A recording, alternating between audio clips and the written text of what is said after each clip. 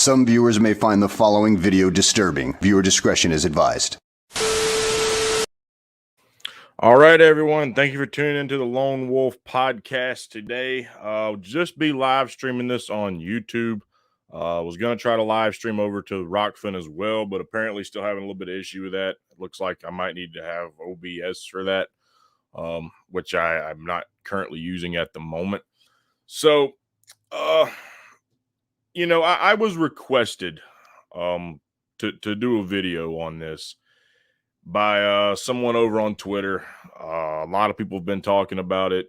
Some of the big channels, even, so some of my counterparts like, Frank Analysis, for example. He's talked about some of this and like a disappointment in Tulsi Gabbard recently.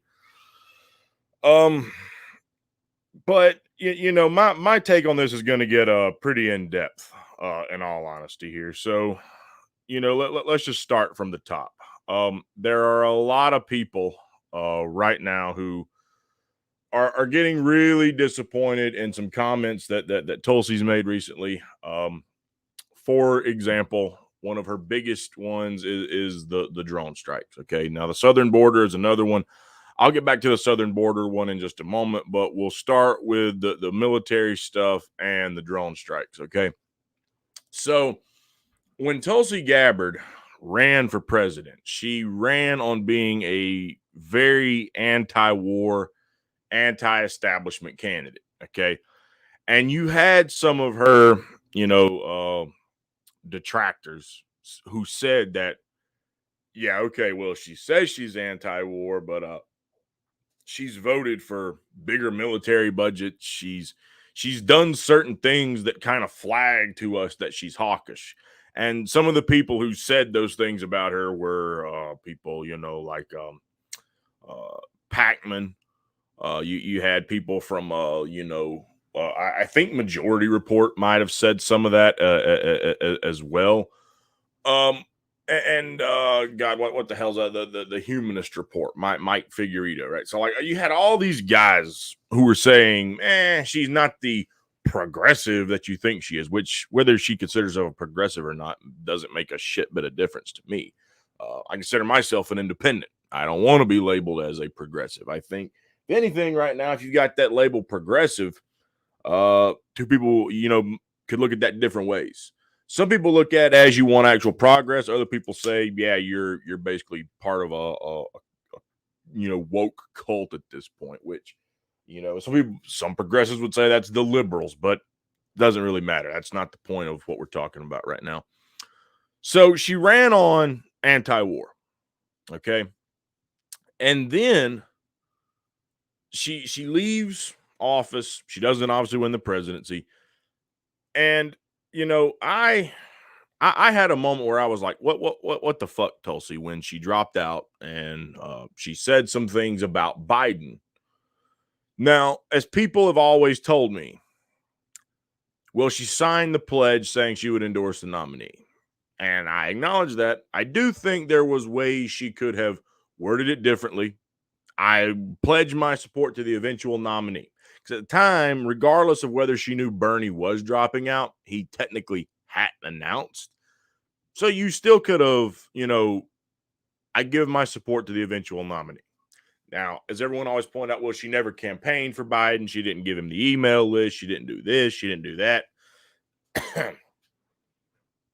So, I mean, who the hell knows? But the thing is, okay, I didn't like a lot of the praise that she really threw toward Biden. I felt that was unnecessary. For what a big chunk of her campaign was supposed to be with aloha and stuff, I felt like using that terminology, saying like that she believed that Joe Biden could lead with the spirit of aloha, I felt was just blowing too much smoke up Joe Biden's ass. And that's just how I felt. Different people look at that different ways. I had my moment where I was pretty pissed about it, but I moved on. Okay. And now she's criticizing Biden. She said that Biden did not do a good job in withdrawing from Afghanistan. Now, Am I glad we left Afghanistan? Absolutely. I gave Biden praise in that department. Okay. But that being said, okay, were there areas where Biden could have made some improvements? I would agree with that. Okay. Um, there's reports that started trickling out about how he actually had more information that Kabul would probably fall to the Taliban in almost no time. I've put up videos in the past. Some of these videos go back over 10 years ago where our troops who were supposed to be training the Afghan military said if they introduced just basic drug testing to this military, we'd probably lose 75% of these people. And I mean, and is that really a surprise when you consider that Afghanistan does supply enough poppy to produce most of the world's heroin?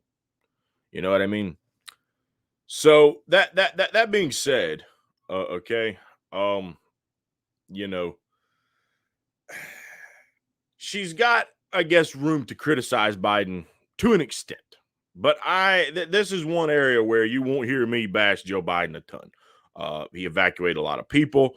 Could have been done a little bit better. Maybe he should have started a little bit sooner. If these reports are true, yeah, I would agree with that. He probably should have got started a long time ago.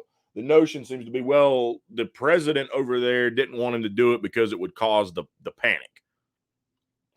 Okay, like there wasn't panic afterwards, I believe. If that's true, this is the same jackass that just flooded the fucking country with a whole lot of money, right? So who the fuck cares what he thinks? Okay.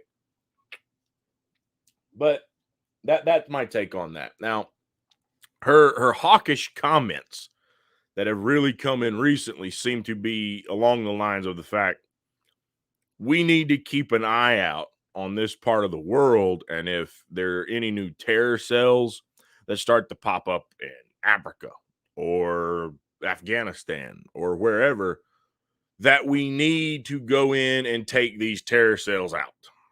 And she went on a tour of Fox News recently, and in one of those shows, I think it might have even been Tucker Carlson, she was advocating for the drone strike method. Now, okay, I'm honestly, I don't agree with her take. Okay, I feel that if there was a legit war that we were actually involved in, if you could actually sit down and show us why there was a real conflict for the interest of our own safety, okay, that if we don't do this, there's going to be, and again, you got to even be careful with that because they will bullshit the hell out of you to convince you that there is a reason you need to go to war. They've been doing that with us for a very long fucking time. It's called a false flag operation. Okay. But if there was beyond a shadow of a doubt, and if you could actually follow the Constitution and get Congress to declare war, the notion that you got to be able to have war where no one gets hurt, that's a pipe dream. Okay. So if we were actually involved in a constitutional all out war, like World War II, for example, as bad as Nazi Germany was, I am sure at some point in time, a civilian could have been killed. And everyone seems to be, and I'm not defending this. I want to make this perfectly clear, okay? Because I'm going to come back to why this is a bigger part of a problem right now in the first place. But if you're in an actual war, there is going to be a lot of death. There's going to be a lot of tragedy. That is why war should be avoided at all possible cost.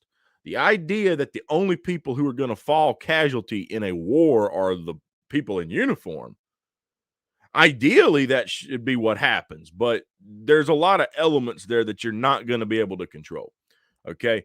So for the people who say like, oh, well, what she's saying, look at all the innocent people who are going to be killed as a result of these drone strikes.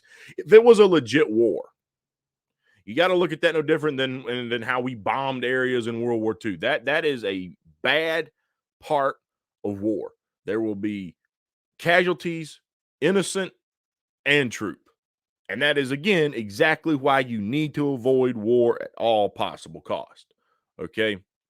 You know, for those who really need to understand how war works, read some, Smedley Butler or even some fucking von Clausewitz. Okay, listen to some of that. You will get a much better understanding of just how dirty and nasty war can be. Okay, but the problem right now is we're not in a constitutional war. Everything that is being done right now is being done under this broad ass banner of the War Powers Act, which gave the president the ability to go after the terrorists. You can thank George W. Bush for that. Okay. They always reference back to 9/11, and it seems like that's what really got this ball rolling with Tulsi. Was we just came up on the 20th anniversary of 9/11. Okay. So everyone looks at this and they said, if we don't go over there and take these elements out, we're going to have another 9/11. Okay.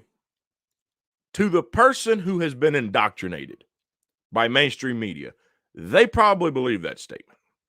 And is it possibly true? I mean, sure, it's possible. But let's think for a moment. Why really did we have a lot of the problems that we had back on September 11th, 2001? They said that Osama bin Laden is the one who was responsible for the attack on 9/11. Now, let's rewind those clocks way back behind 9/11's actual date, okay? Osama bin Laden was part of this little group who back in the 80s, we were calling freedom fighters. They were the Mujahideen, okay? They were trained by the United States. You know why? Because we had that little pissing contest with the Soviet Union that we called the Cold War. And anything the Soviet Russia did, we had to counter. So we trained the Mujahideen because we wanted them to push out the Soviet Union. And they did. We were sticking our noses in some other places too. Iraq, the Gulf War happened, Bush Sr.'s big fucking mess. So the point is, at the time, the people in that area of the world wanted the Mujahideen or Soviet Union to be gone. They wanted their country back for themselves. Okay. But the problem became that when the U.S. helped them drive out the Soviet Union, the U.S. didn't want to keep their nose back in their own business. Just like we do, just like our ancestor, Great Britain, okay, the UK, wherever we stick our nose, we don't leave. That's why they said at one point the sun never sat on the British Empire. Wherever the British military got a presence and got involved, they did not leave for a very long time. And the U.S. has been doing the same thing. So you could say this right now for the U.S. The sun never sets on the U.S. empire because we literally have military bases scattered all around the world, occupying different areas of the world. If the sun's down here, it's up over here. So the same thing can absolutely be said, okay? But these people were being referred to as the freedom fighters. But then you got the Mujahideen fractured, broke up, went their separate ways, okay? Bin Laden obviously started the group known as Al-Qaeda. He carried out attacks on us even back in the 90s, okay? They didn't get the guy. They didn't stop him, okay? Then we wind up with the tragedy of 9/11. Now, leading up to that, it has come out. It is a matter of public fact that Condoleezza Rice got a memo on her desk saying that from the intelligence agencies, this was before we had Homeland Security. This was before we needed to, pass the Patriot Act to spy on American people.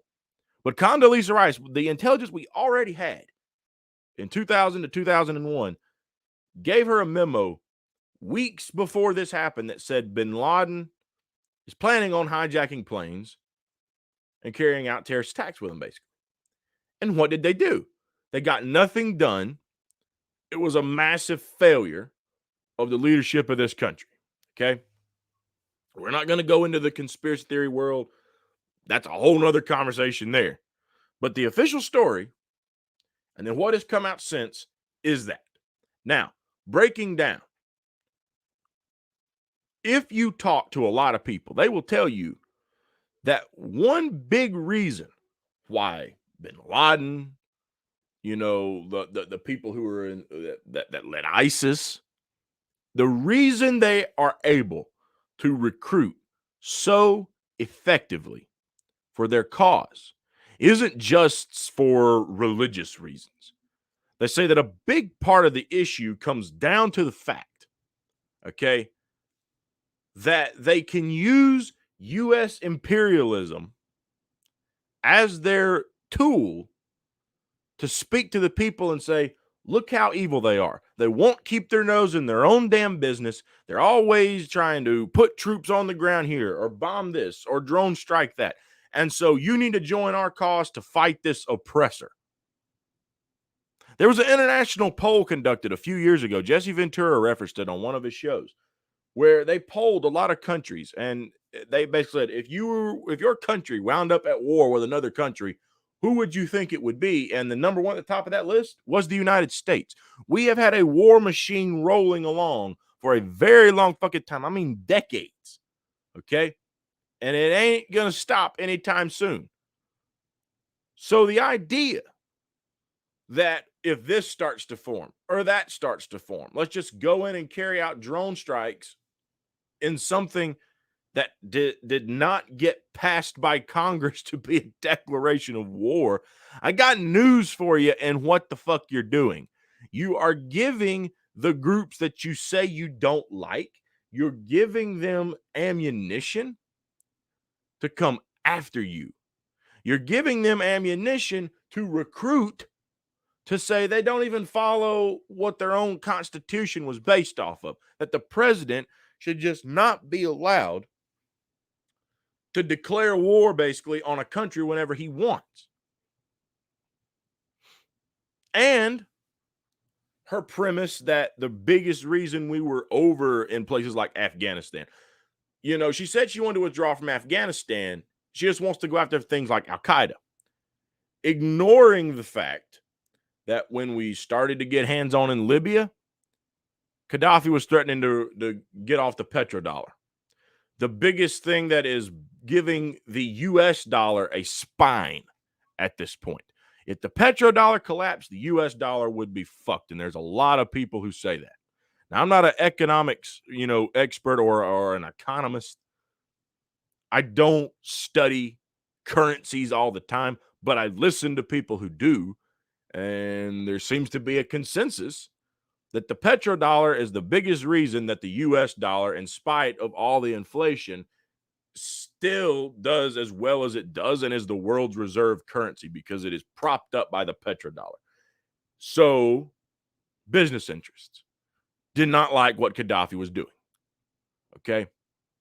Business interests did not like what Castro did when he threw out Batista, because you had organized crime running a huge section of Cuba back in the 40s and the 50s and whatever.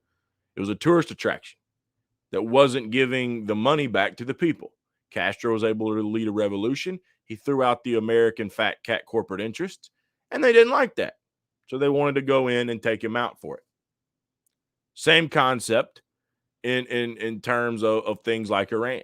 We say we don't like people who commit human rights violations, human rights atrocities, yet we'll do business all day long with Saudi Arabia. And to her credit, I think Tulsi's talked about that kind of stuff. But then she'll ignore, like with this Afghanistan thing, that the biggest reason we were still there, yeah, they said the nation build, and that might have been part of it, but it's minerals, lithium. That makes up a huge chunk of why we were in Afghanistan, especially in a world where everything, the technology is growing.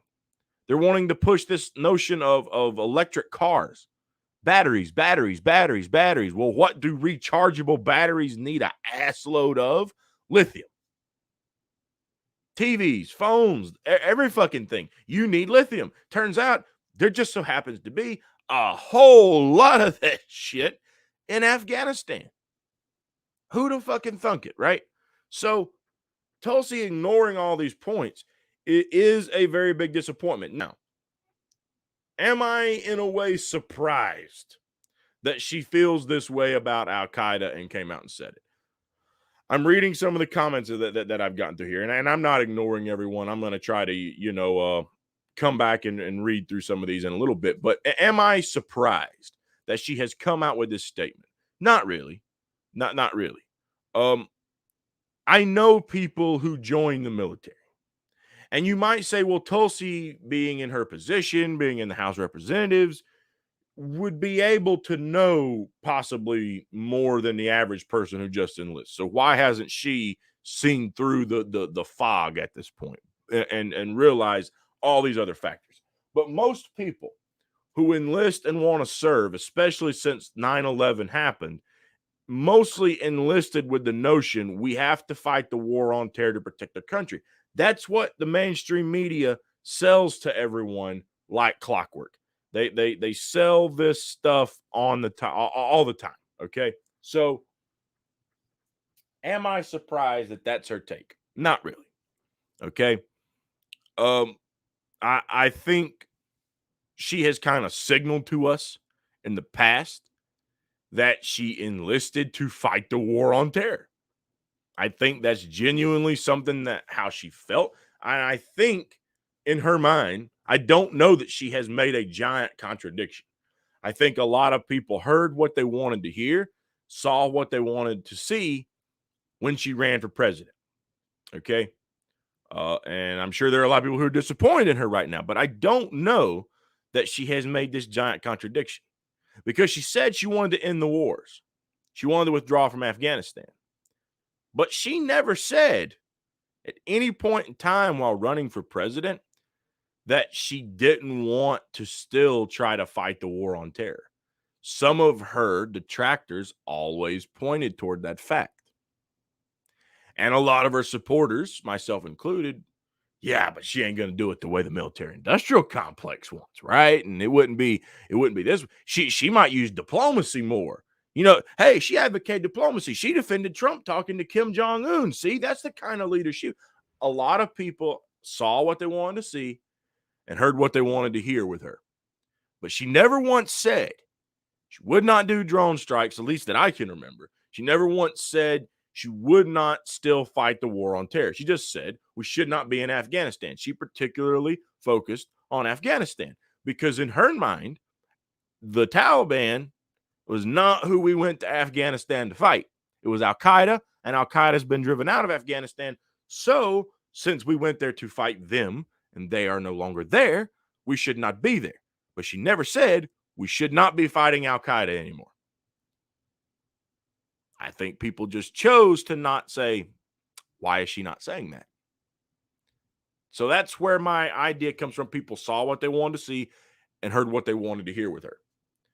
And, again, if there was proof, undoubted proof, that one of these terror cells conducted another 9/11, then you might be on to something in terms of that.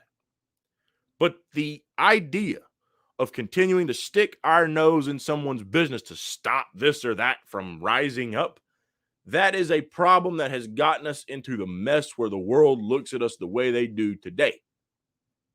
Okay? That is what they want, honestly, because then these terror cells use that as their recruitment to get more members. And they've been doing that for a very long time.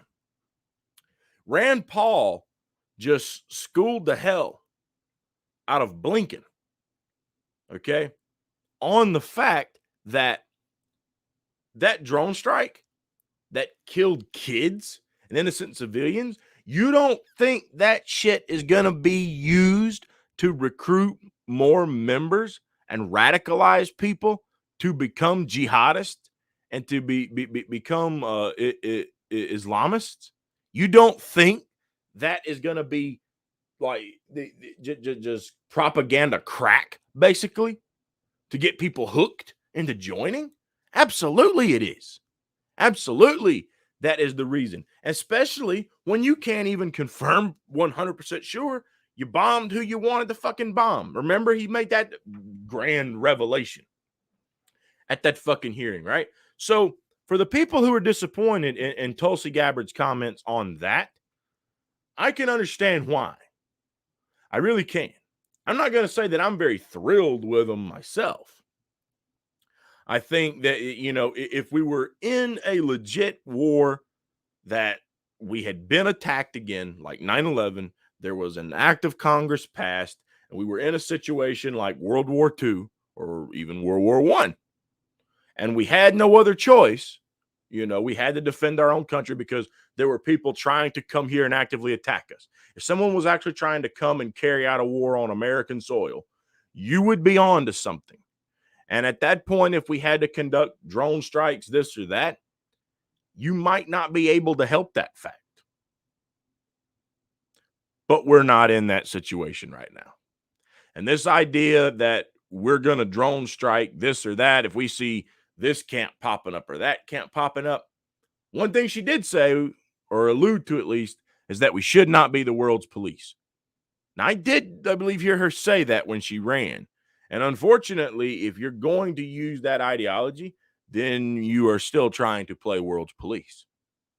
So there is a contradiction in that category. Okay.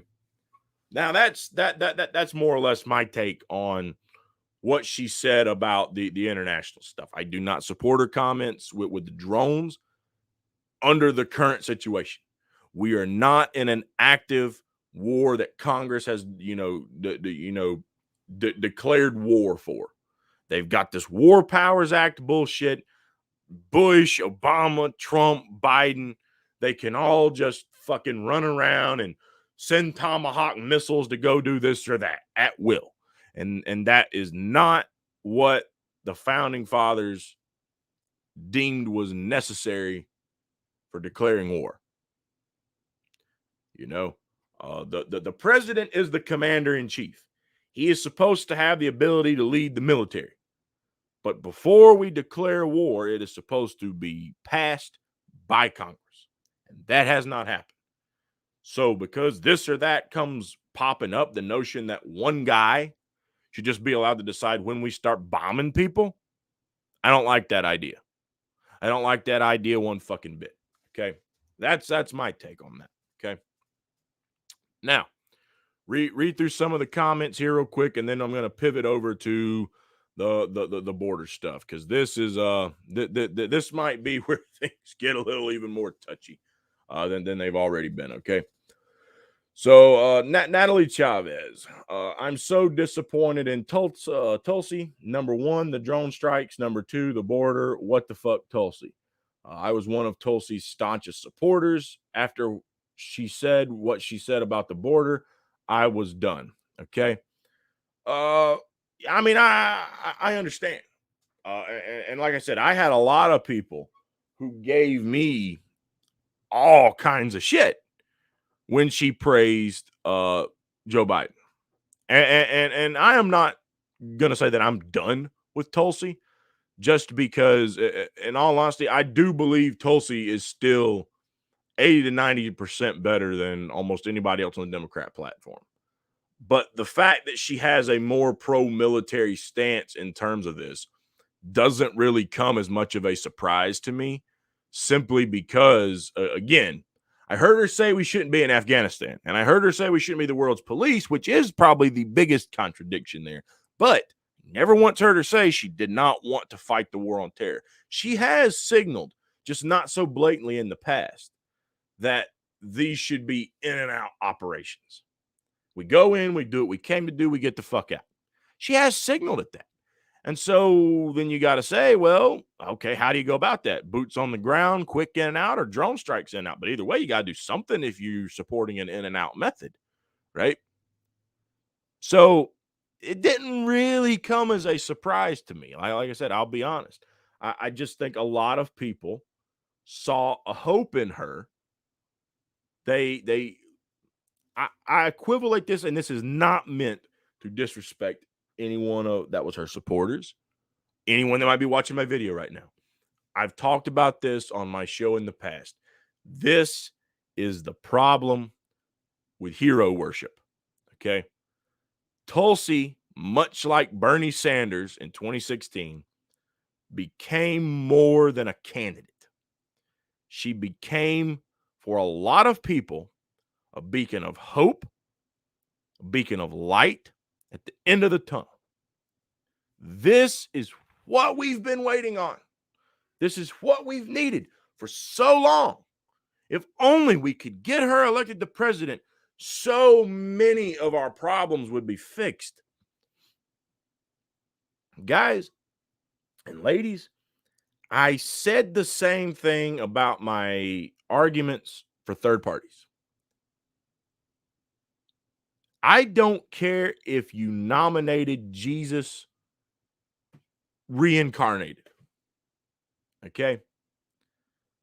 The only way he could become president of the United States and fix problems with that one office would be if he used his godly powers to brainwash the Congress and the Senate into doing the right fucking thing. That's the only way. If you put one person or two people, president and vice president, okay, Speaker of the House of Representatives, the Congress, that checks and balances thing is going to still bite you in the ass. And I'm not in favor of removing checks and balances, but the problem is the corruption is in too fucking deep for one office to do all that kind of fucking change. And if you talk to the right people, then they'll tell you if you try to do too fucking much for the right reasons and go around the Congress and the Senate or the military industrial complex and the deep state, if you start bucking the system too damn much and you don't have that fucking much power behind you, you get a ride through Dallas. Is there truth to that? You be the judge. I know what my opinion on it is. But I've said for people a long time, like for third parties, you need to take away the power structure in the House and the Senate. If you can make a big fucking dent in the House and the Senate, hell, you could almost afford to lose the presidency. You know why? Because you could stop shitty legislation from becoming law. You've got the fucking power game. They've talked about this with the squad. Look at how much shit the squad has done or had the opportunity to do. Because they don't fucking line up. They've had the opportunity to force a vote on Medicare for all. Didn't fucking do it. They had the opportunity to try to force the minimum wage increase they ran on. Didn't fucking do it. They've had the opportunity to do so much shit and chose fucking not to. And then you take fucking the other day, while we're on that subject of the squad and Tulsi Gabbard, fucking AOC, who wants to go on her little poor fucking me, cry me a fucking river tour because she had to change her vote from no to present. Excuse me. Aren't you the same person who gave Tulsi all kinds of shit for voting president on that fucking sham impeachment crap? You're the same person who did that, right? So let me get this straight. That's fine for you to do it because Pelosi chewed you a new fucking ass visibly. And now you go back down crying. Oh, I don't want to do this. I'm so ashamed of the disregard for human life. If you want to call me a coward, I understand. There's been a few people calling you a coward before you just made it that fucking obvious to the world. For the people who said she isn't corrupt, I'll reference to a few things I've said in the past. She is definitely corrupt, and she figured out being part of the party is way fucking better than bartending. It pays better, and it's got better benefits. So, she's a party insider, disguising herself as an outsider. But going back to Tulsi Gabbard, I don't know that I would say people should write her off. But she definitely has shown a side of herself and how she truly feels that she never discarded, I don't believe, when she ran, but she didn't make as obvious, I would say. She didn't make it up front and center for people to see. But if you really looked deep enough, you could always kind of see hints that that's kind of where she was at on certain things. And I'm not in, and I don't agree with her on that stuff. I don't agree with her on gun rights either. Obviously, me and her have a big difference of opinion on the Second Amendment, probably. But at the end of the day, I don't think she is corrupt. I think that's why she got out of the House of Representatives, because she realized how corrupt it was. And I think how she feels about that is just her genuine opinion. And unfortunately, while I might disagree with it, or some of you, in the audience might disagree with it, there are a lot of people who have the notion that the war on terror and fighting Al Qaeda and ISIS is a priority. And they'll go to 9/11. They'll go to the bombings that have taken place right here in the United States. And the fact mainstream media has just shoved it down their throats with a fear campaign. A lot of people really do believe that. Okay. A few other people here. Hernan Montoya. Why didn't she leave? Why didn't she leave the military like Danny Surgeon did? Kim Iverson is very disappointed with Tulsi Gabbard. I loved Tulsi Gabbard, but she disappointed many of her supporters. This will make many people like myself be more sympathetic and more cynical about, politicians. Politicians are very untrustworthy. I mean, yeah, absolutely. I agree with that 100%. Okay. Um, why did she not drop out? I think it's because she genuinely feels this way about those issues, But hey, kudos to her. Give credit where credit is due, because unlike war hawks like fucking Dick Cheney and George Bush, who really want more war, people like fucking Bolton and all those assholes, okay? You know, these people advocated for war, but when it came their time to serve, they got those lovely fucking deferments. So, hey, even if you disagree with her on whether we should be doing this or that, give the credit where credit is due. If she feels that way, and she does feel that it is something we should be doing, at least she's got the fucking guts to lace up the boots and go herself. Unlike these fucking assholes. They want to send other people off to war to fight and die. At least she's got the fucking stones, the courage and the guts to say, I believe this is something that we should do. And because I feel that way, I'll put on a uniform and go serve my damn self. Agree or disagree, you got to give that respect, because all the other fucking people don't do that. Okay. Hernan Montoya, the United States government funded the Mujahideen in the late 1970s. The Carter administration funded the Mujahideen in the late 1970s. Yeah, absolutely they did. Okay, Jesus, why not hydrogen cars? Also, people need to start growing their own food in order to save humanity. Okay. Yeah, I agree with that. But in terms of like hydrogen cars, I mean, yeah, you could look at that. I think even like Toyota has started kind of looking into that, option a little bit, and it's much cleaner than gasoline. The issue that we're gonna run into at some point as a society is the way our government is going about that transition is fucking bass backwards, as I like to say. Okay. For all the people who still have gas cars, I don't believe there's going to be something that is going to help you get a replacement for that. And I'd have to question how dependable is that new fucking car is going to be. Planned obsolescence, as I've referenced on my channel a few times, they don't make cars the way they used to. They cost an ass load, and they tear up too fucking soon. And by the way, with drivers being not as considerate, not having as good a mentality, and basically being a bunch of reckless shits on the fucking road,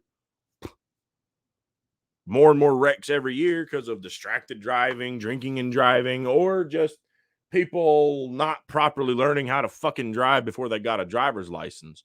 Something we hate in the South, by the way, because we see a lot of it. A lot of people have migrated to my area of the world from the great up north. And unlike a lot of people like to say, we are open to immigration here in the South. You can come on down below the Mason-Dixon line. We'll let you live here. But learn to fucking drive before you get here. Okay? I had someone actually, I'm saying that in joke, by the way. I had a New Yorker the other day that works with me. This guy, was originally from New York, and he said, people in the South can't fucking drive. I said, what the fuck are you talking about? Like, oh, okay. You're looking at who's on the road and has a South Carolina tag. Bet you they're not a redneck, though. Okay? Because us old Southern folks, we know how to fucking drive. There's a reason why NASCAR is such a pastime in the South. Now, the people in Atlanta, fuck that, because they can't go over 10 miles per hour. But everywhere else, they know how to drive, okay? And where did NASCAR come from? The old moonshine runners. So, yeah, we know how to drive around here. But people move down here, get that South Carolina plate, don't lump that person that don't know how to merge onto the fucking highway or have courtesy to let people onto the fucking highway. Do not lump those people in with us, okay? We as true Southerners apologize for them if you ever come down here, okay? We can't help it.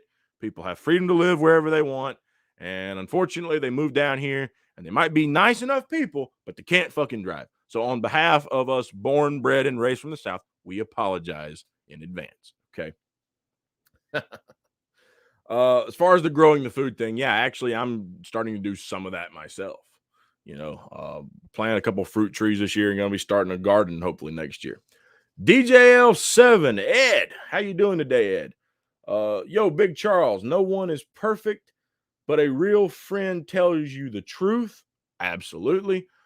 Her realist friends will tell her she is probably not moving optimally. I still respect her sacrifice. Yeah, and that's where I'm at. I've had my disagreements with her in the past, but I'm not going to write her off over it. You know what I mean? Let's see. Hernan Montoya. Tulsi Gabbard said Joe Biden is my friend like Bernie Sanders did during the campaign. Yeah, and I that's one of the things I gave her some criticism for, when she brought that up. But as a lot of her supporters back at the time, they came after my ass, man. They were hot. They were coming at me with the pitchforks and the daggers.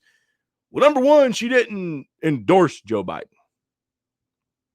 Support and endorse are different things, which she clarified later on that they weren't. Okay.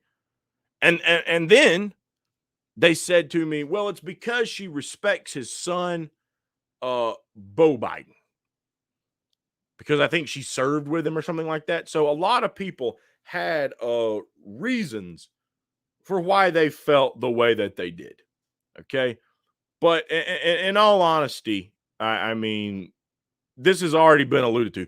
This is not breaking news that she does not hate Joe Biden.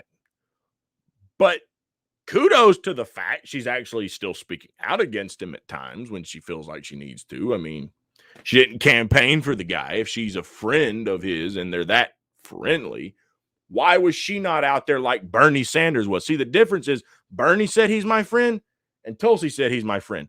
Who was out there fondling his balls and kissing his ass campaigning for him? Because it wasn't Tulsi Gabbard. She might have took a smooch when she endorsed him, but she didn't go out there and actively do it for that long of a period of time. Okay. And, and if Tulsi were to find us one of these days, no offense intended.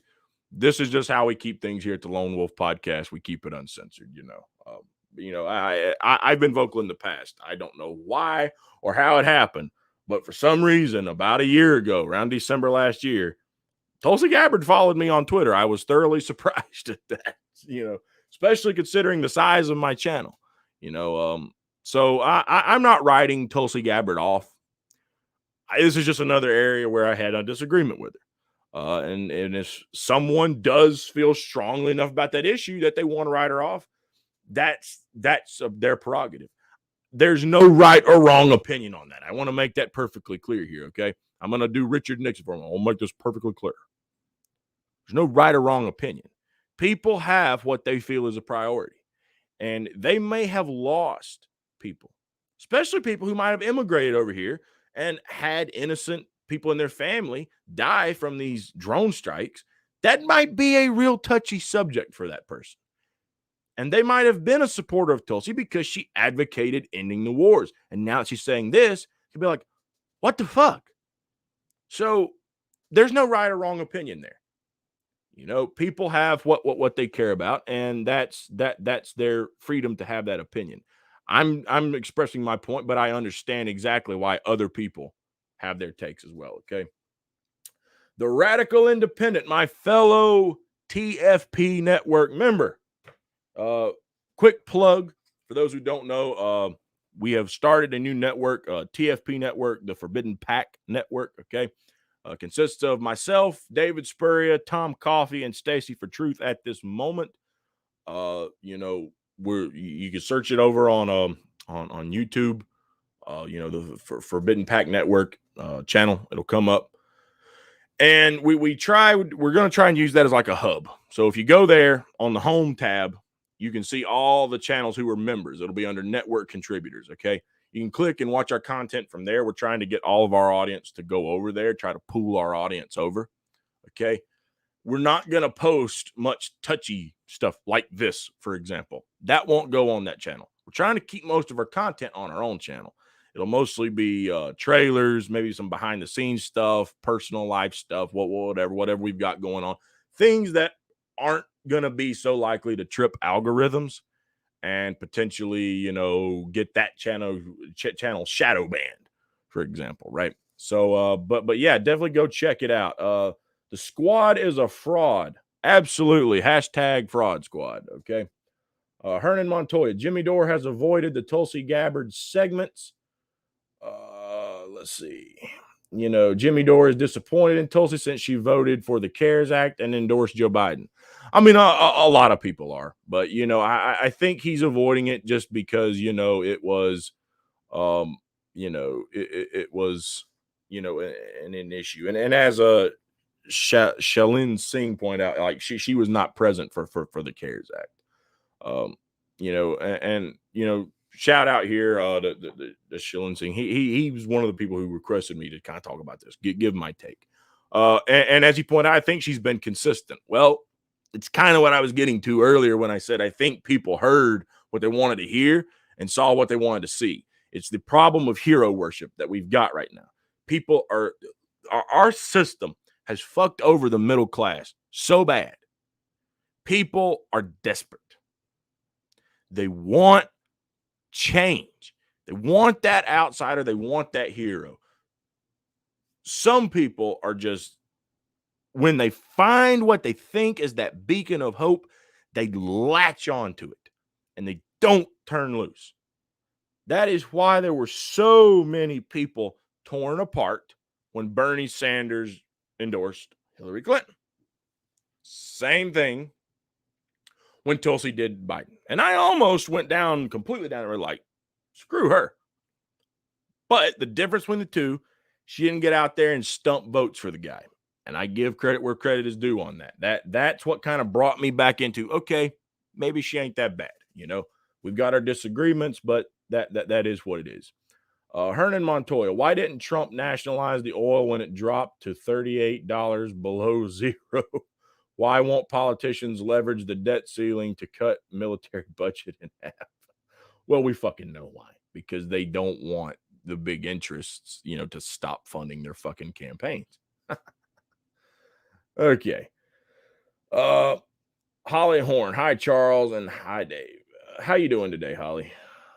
Let's see. Shilin Singh, I still feel she's correct in targeted strikes against terrorists. I mean, what else do you do? Invade or do nothing so terrorists do their thing. Well, as I pointed out earlier, the issue is you're taking their bait.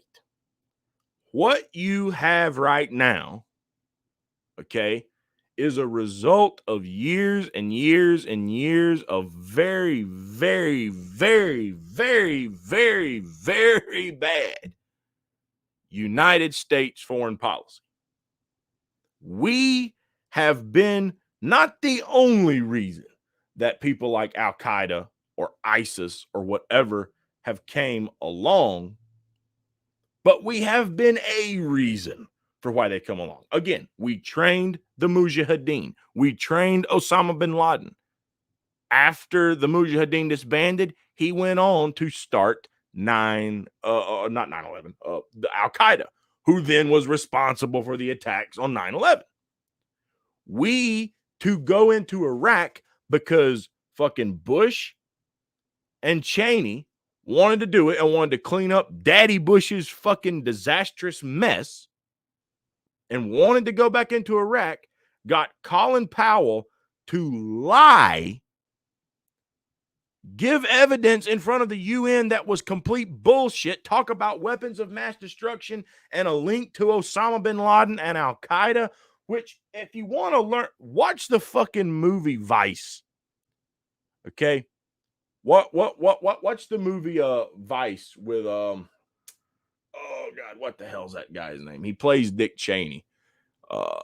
His name completely eludes me at the moment, but he played Batman and all those other guys. I can't think of his name at the moment. It eludes me. But watch the movie. He does a really good job portraying Dick Cheney, and it breaks down how they basically put bullshit out there to fuel going to war in Iraq. Okay. They did that.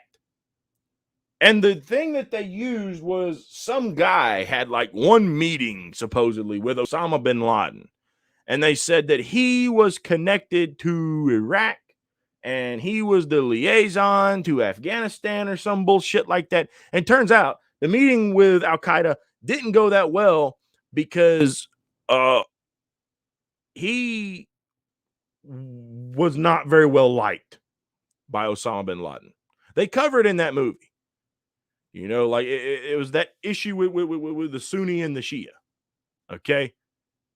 And he was not very well liked by Osama bin Laden because, you know, basically I think it came down to that guy's stance was that, you know, I'm in one camp and if you're in the other, you deserve death. And it turns out bin Laden's mom was in the other camp.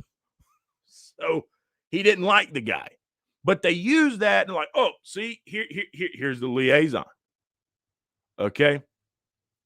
So yeah, that's what they did, but it was absolutely ridiculous, and that's my whole point.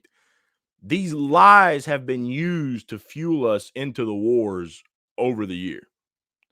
Okay. That being said, the more of these strikes you carry out, the more innocent people get killed, the more that's propaganda. Like if you think that the United States is the only one that knows how to use propaganda, you would be sorely mistaken in that column. Okay. Other countries use propaganda. So naturally, radical groups trying to recruit people use propaganda too. And they're going to take that, and it's true statements. Okay. They're going to take each of those things and say, well, this is what the United States is doing. Their war on terror is killing innocent people over here. We need to fight them. And they're going to recruit based off of that. So you're only playing right into their hands, in my opinion, with what you're doing in that column. And so I think the best thing to do is just mind our own business. Until the problem shows up on our shores, leave it alone. Leave it alone. Okay? There's, to my knowledge, not a plan from ISIS or Al Qaeda that they're going to run a Normandy style invasion on Virginia Beach or Myrtle Beach or, you know, Daytona Beach or whatever anytime in the future that we know about. So there is not an imminent threat right here on our homeland right now. Okay. So I think that is something that definitely has to be brought into consideration there. And randomly just popped in finally into my head the guy that I'm thinking of, Christian Bale. Okay, yeah, go watch the movie Vice. Christian Bale, he does a good job portraying Dick Cheney. Okay, so now that we've kind of gotten through all of that, and real quick, Shillingsing, uh, it's almost like she correct. Islamist ideology is the core issue. U.S. foreign policy seeks to exploit it. Yeah, but the U.S. foreign policy is promoting it. If we weren't doing what they're accusing us of doing to the people they're trying to propagandize, they would have no propaganda. It's kind of like saying,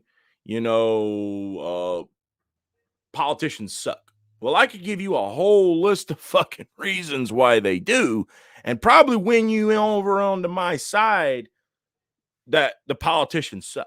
You know why? Because I got evidence a mile long to back up my claim. But if the politicians were doing right by the fucking people, I wouldn't have shit to point out now, would I? I could say it. I could say, hey, these politicians are fucking terrible. And if all of a sudden the middle class is thriving, we don't have people going broke from healthcare debt. Medicine is a costly thing. Jobs, you can get them. You can live a decent life. That American dream we heard about, if it was thriving, and I said, these politicians suck, people would be like, I mean, I guess certain ones might, but I don't know. I'm living pretty comfortable right now. Seems to me like they're actually doing a decent job. But that ain't the case. So I could point out all this shit. So if we actually just got the fuck out, kept our noses in our own business, what the fuck are they going to point to? What we did 10 years ago? A year ago? We're out. We're out. They lose a huge element. Now, are they going to be able to recruit? It's like the Ku Klux Klan. People are always going to be able to recruit. But what can they do? And should it be our job to go into those countries and put them down when they're not even imminent to be on our shores? I say, if they're popping up in your country and you don't want them to be there, you put them the fuck down. Wild fucking concept there, right? Like, what happened to people being able to fight for their own fucking country? Why does it have to be us? If you think that is appropriate, you're supporting the notion that the U.S. should be the world's police, which leads to Afghanistan, which leads to Iraq, which leads to Korea, Cuba, Venezuela, Egypt, Syria, Libya, Iran. Do we need to keep going? Vietnam? This is where this shit leads if you support that idea that it has to be us to go in and put the Islamist thing down. If it's got to be our drones, our boots on the ground, our rockets, our bullets, you are then going into the slippery slope territory. The U.S. must be the world's police. If tomorrow there is a new faction showing up in Africa or whatever, okay, how about the people there start taking some action? They're gonna hurt your country. Maybe you need to stand up and fucking do something about it. Or even better, why don't the fucking UN has troops too? Why does it have to be the U.S. military? Why don't we just get the UN? At least the UN consists of multiple fucking nations. Why don't they carry it out if it's got to be done? Because it's about money, it's about business interests. They want the fucking war. And if they get their way, they'll have that fucking war. So that's the problem. And again, I'm not writing Tulsi all over it, just pointing out what I can see with my own lens of common sense here. Okay? And that's the core problem. Yes, Islamist ideology is fucking terrible. It's like I equivalent that to the shit that the church did a long fucking time ago. If you're a heretic, you got to be put to death, because a lot of Islamists believe that apostates, people who leave the Muslim religion, should get the same shit. Like, you should be put to death. Okay, you've had debates between people like Majid Nawaz and Anjem Chowdhury in the UK, where they're talking about that very fucking thing, right? So that's an issue that you run into. But if you play into their hands, you're only going to help them fuel their fucking recruitment for more and more and more. Okay. So now that we've passed the hour mark, let's move on to part 2 of this. Let's get to the southern border now, because this is this one, the first half of this, I criticized Tulsi. And as I've already seen, there's some people in my chat right now who didn't like what Tulsi said about the southern border. Unfortunately, I have disagreement, I guess, to some extent, but not much. Not much, okay? Do I believe we should have open borders? No. But do I believe that the Biden administration has given us open borders?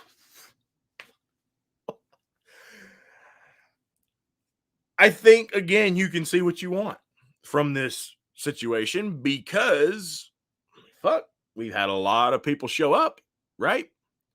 We since Biden took office, we got people living under a fucking bridge.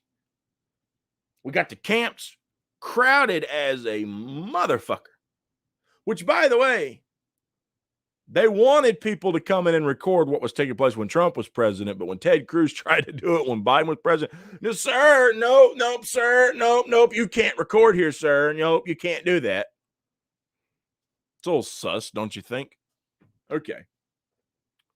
But if you have too fucking many people coming into the country at once, there is an argument to be made in our resources. We already have so many fucking homeless people here. Okay. But,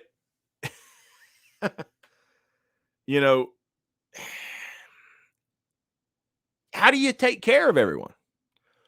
We can't take care of even our fucking troops, since we just come off the Afghanistan, right? Regardless of why they joined, if you agree with them or not, they still went into battle and came back with physical and mental scars, wounds that don't heal. And some have trouble adapting back into civilian life. We're not fucking taking care of those people. We're not taking care of those people. We're not fucking taking care of the people who went to war on behalf of our country, the war the leaders wanted. We're not taking care of them the way we should. Hey, here is another fucking good one. We're not taking care of the people who are the biggest backbone of our country, our middle class. We don't give a shit. We'll allow a housing crisis to take every fucking thing they have. We'll allow their homes to be repossessed. And we won't do shit about it. If they get a new house, it's probably because charity got one for them. Okay? We'll allow issues in our society to allow pissed off people in a fit of rage to destroy businesses within a community because they're pissed about injustice. But their rage made them blind to the fact you didn't hurt the people you're pissed at. You hurt the fucking neighbors around you. You hurt your community. You destroyed someone's place of business. That paid their bills. That put food on their fucking table. You burn that fucking community to the goddamn ground, and then guess who the fuck comes in, buys up the fucking property at pennies on the dollar because the property value went because it's a bad fucking neighborhood now because the shit got fucking destroyed. You know who the fuck does that? Not that mom and pop shop. The rich, fat cat, millionaire, billionaire, motherfucking retail developer who wants to move his fancy fucking shit into that goddamn town. And they got it for pennies on the fucking dollar because of the shit that took place. Does our government do anything to take care of those people who lost their jobs, lost their business? No. You know what the fuck they'll do? They'll fund the goddamn banks who will loan that son of a bitch the fucking money to take all that fucking land that got destroyed. We're not doing shit for our own fucking people already. So you add that to the old message of you can't let so many people in per year because your natural resources can't sustain it. Well, now you got a real bad recipe for disaster, right? So there is an argument to be made there. I know some libertarian people will say, well, we need the cheap labor or whatever. That's part of the problem we got today. That's part of the greed we've got today. Too many people want cheap fucking labor. That's a big issue we've already got. Okay. And so am I in disagreement with her that we need something better at the border? No. I'm pretty much with her on that one. But where do some of the leftists have it right? Big part of the fucking reason so many people want to come here goes right back to that foreign policy issue. You know, sanctions on Venezuela. How about the fact we don't want a free trade with Cuba? All these countries we want to put the screws to who are beneath us. It hurts their economies. Therefore, it hurts their people. And then they need to go somewhere for a better life because they can't fucking get it in their own country. So where do they come? The land that is supposed to be the land of opportunity. Except that land of opportunity isn't fucking taking care of its own fucking people. So if we weren't doing some of the things we were doing, trying to, for our corporate interests, fuck over other countries like Venezuela who nationalized their oil fields, we want that fucking oil. We want the oil. It's why we went to Iraq. It's why we want Venezuela. They got a rich fucking pool of oil down there. Okay? But our businesses can't get a foot in the door. And they don't fucking like that. They don't like that. China was communist, still considered communist. But they'll do business with our corporations. And a lot of those other countries didn't want to fucking do it. Now you got a problem. Our foreign policy is leading to a lot of the people wanting to come here. They're hunting for that better life. Some do come for bad reasons. You do have the drug trade. You do have a lot of these issues. I mean, it's fucking ridiculous. But you know, there are people who want a better life. But the problem is when they get here, how you gonna get that better life when the people who've already been living here can't find that better life for themselves? If anything, they might have had a better life and fucking lost it because some rich prick. And by the way, I mentioned communities being burnt down, houses being lost in the housing crisis. Fuck, let's just go to the last damn year. We let a pandemic cripple us. Jobs were lost. You know why? Because of lockdowns, and they would not subsidize the people to stay at home and the businesses that they could stay afloat to weather the fucking storm when they can't sell shit to people. Part of our own network here at the TFP, Tom Coffey, he told me a personal story the other day when I was talking to him. Now, he lives way out there on the West Coast, okay, up top. out there in prime Wokesville territory. Okay. And he was basically, his side business is he does like a fitness class, I believe, right? Like dancing fitness or whatever. And he mentioned how many people he could get at one time. Okay. But now they've limited him that he can only have 10 people in the class at a time. And he used to have way more than that. So how bad is that hurting his business? Is he going to get any subsidy for not being able to do business the way he normally would? Fuck no. But is an airline who uses tax loopholes to avoid paying taxes, are they going to get that subsidy? You fucking bet your ass they are. How about those hedge funds who were going belly up when the whole Robin Hood thing was going on? Do they get help? Oh, yeah, they probably get fucking help too. Oh, the big fucking corporations who have the money to bribe the politicians, oh, yeah, they're getting their fucking help. We're not getting ours. So if we're not getting any help and we're already getting fucked over, how do you take care of even more fucking people? There is a common sense problem with what you've got right there. So do I agree with the fact that the border is, as someone mentions earlier, the border is a clusterfuck? It's a no-win situation. Oh, yeah. Somebody's going to get pissed either way you fucking go. There are people who are going to recognize that there's an international crisis. There are people who are seeking refuge. They're going to say we should help them. Are they wrong? Probably not.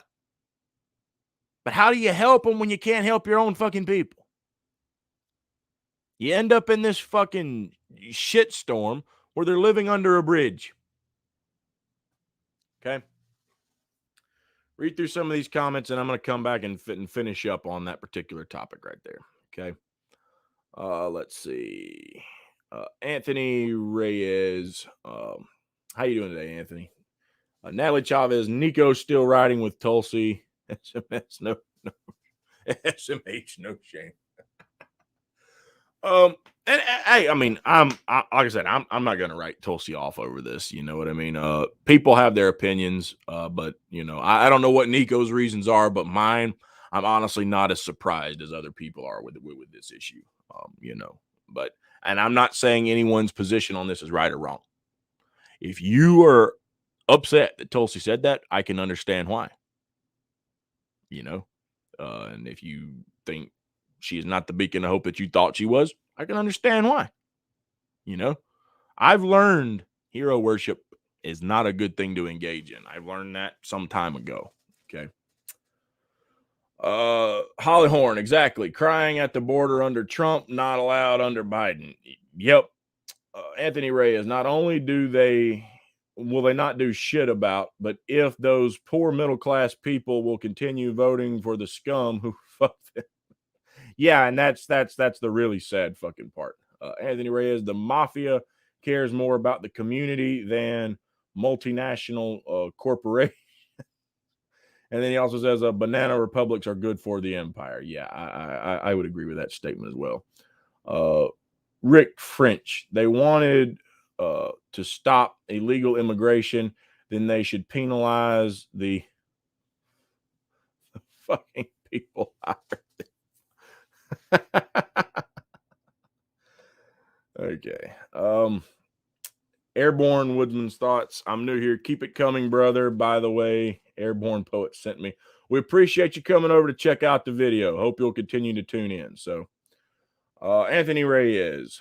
Yep, Rick French. Every immigrant I've ever met has worked harder than people that were born here. I think you're just trying to say harder than people that were born here. Yeah, I do agree with that.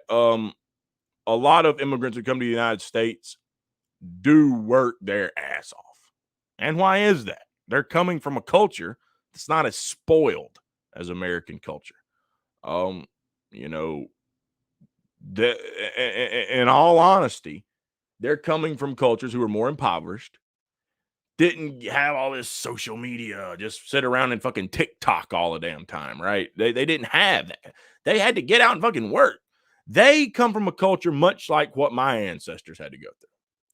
Might not even finished a high school education.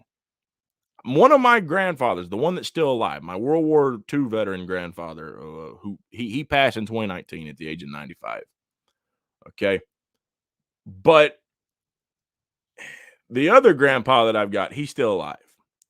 He had to drop out of school in the 6th grade to go work on the dairy farm. Not their dairy farm, but another dairy farm to make money to help support the family. Okay. That's what he had to go do. Hard work used to be a big part of American culture too. You want to know like something that they used to make kids do? Oh, this is gonna stir some people's shit up right here. My grandma told me about punishments back in school. If you got in trouble, like part of pun, they didn't send you to fucking ISS. They didn't put you in. One of the punishments they'd have people do in like kids do in school, they'd send them out to go out in the sun and pick cotton. That was a punishment in school back in my grandma's days down here in the South. I mean, hard work used to be a part of our culture, but it isn't anymore. Regardless of what, like everything I just listed out, there are people, even in American culture right now, who would still bust their ass because they've been raised that way. But overall, for all the problems we still have as society, we are still the richest nation in the world. While we're not taking care of our veterans, while we're not taking care of our middle class, we still are the richest nation in the world. And I think it's obvious when you see people who can constantly go out and do what was referred to when I was growing up as keeping up with the Joneses, keeping up with the latest and the greatest. If my neighbor buys this, I need the bigger one. There is still an element of that. And I think in turn that has produced a generation of a lot of spoiled kids who don't understand the value of hard work. There is something to that, to the entitled argument, I guess, to an extent. But there's also the element of how bad the system has made it for a lot of people. There's two sides of that argument. If I go down that rabbit hole, we could be here for a whole nother 30 fucking minutes just talking on that. But the point is, yeah, I do agree that a lot of the immigrants who come to this country have that harder work ethic because they're coming from a culture reminiscent of a culture we had 100 fucking years ago. But we don't have it today. We don't have it today. There are a lot of people in our society who just want to go to work, collect the paycheck, and go home and TikTok. All they care about is getting the money to go home. That's it. But a lot of the people who come to this country, they were raised, no, you got a DAC stacked against you anyway, potentially, especially if you go there. Work your fucking ass off, man, because you need to do what you got to do to keep that job and make that money. Okay. So yeah, I would agree with that. Naturalist capitalist. Thank you for coming by today, Reed. I hope you're doing well. Stop arming terrorists. The Stop Arming Terrorists Act should have been included, ending all aid to Israel. Yes, I would agree with that. What's going on over there in Israel? That's another thing that they're using as propaganda for a lot of this stuff. Okay. Israel was a country ripped away from a group of people to give to Jewish people after World War II because of the atrocities committed under Hitler, right? Here's the fucking problem. We took somebody else's country. And why did we take that particular area of land? Because of the Weeping Wall, the last standing wall of King Solomon's temple, so it was of cultural importance to the Jewish faith. Is that a fucking reason to rip somebody's country away? How would all of us feel? There'd probably some sympathizers who would be like, well, it's the right thing to do. This was their land first. Like, that was technically Israel's land first, hundreds of fucking years ago, before ancient wars were conducted that kind of determined who the winners were, and they got the all the spoils went to the winner, right? That kind of already played itself out. But how would we feel if one day China became the world's biggest superpower, the American economy collapsed, China had the power to do it, and they just got an international group of a few countries together that came in and said, you know, this wasn't originally your land. Nothing against you personally, but your government, gone. Your constitution, gone. Everything else, gone. And we are going to make sure that the people who are now in charge are the Native American tribes. They get to decide what this country does, what takes place from here on out. They are your leaders. And we're going to fund them and arm them to make sure that you guys are kept in check. How would we fucking feel if that was us? You wouldn't like it, probably, right? You wouldn't like that idea? Well, okay, agree or disagree with some of the Palestinians' philosophy, but guess what? That's probably how they fucking feel. They had their country ripped away from them, and now they're being treated as second-class citizens in a country that was supposed to be their own country. You don't think that they're using that shit also as propaganda for recruiting for why they got to fight the American empire? Absolutely, they fucking are. So, going back to the border, okay?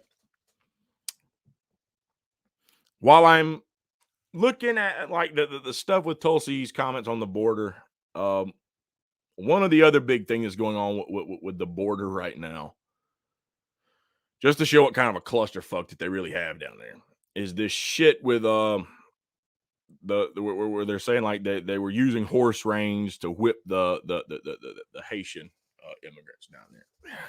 It's, oh God, this gets fucking touchy right here. Okay, so there have been people, cowboys, actual cowboys who ride horses. Heavy Duty Country put out a video on this included, who've broken down. It's like, look, the way he's twirling that thing, the only thing you got on video, at least anyway, okay, if he was just drawing back like an actual whip trying to do this number with it, I haven't been able to find a clip of that.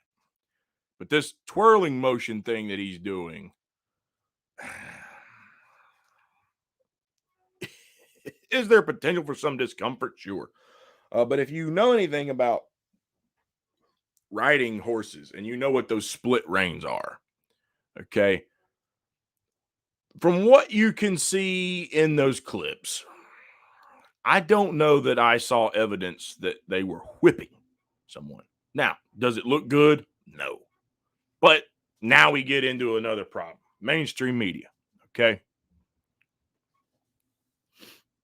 Right now, there is a big sentiment in our country that is extremely anti-cop. If you're law enforcement, we don't like you, okay? Now, this is only going to fuel up the right. I'm going to tell you why. I'm going to reference an interview, and I've referenced this in the past when we're talking about law enforcement.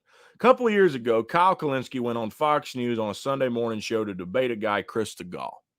A lot of people on the left's like, oh, he did such a great fucking job. He said, you know, he made that Chris DeGaulle guy look like a fucking dumbass. Hey, Kyle, yeah, good job, Kyle. Okay.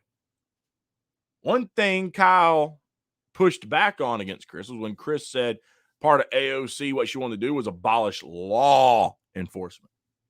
Kind of like, abolish law enforcement? Who the fuck has said that? They're talking about ICE. Okay, well, it started with ICE. Then it became abolish the police, defund the police. Then that became a thing. Now it's Border Patrol. I mean, yeah, this is where the fuck it's going. You don't want pepper spraying them.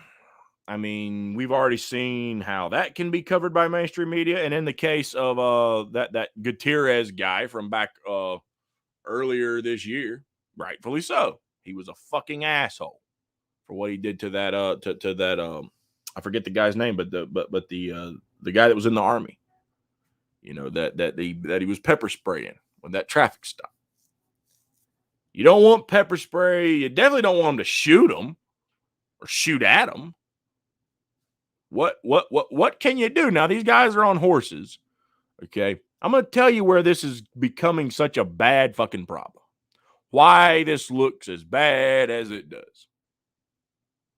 There are some people who would still say it shouldn't be done either way. It's fucking terrible. It shouldn't be allowed. What if that were, I don't know, switch the countries around? If Canada was on our southern border, if that were Canadian immigrants, or I don't know, Norwegian immigrants, Swedish immigrants, some fucking body. And he's twirling that thing around, and it's making some contact with him.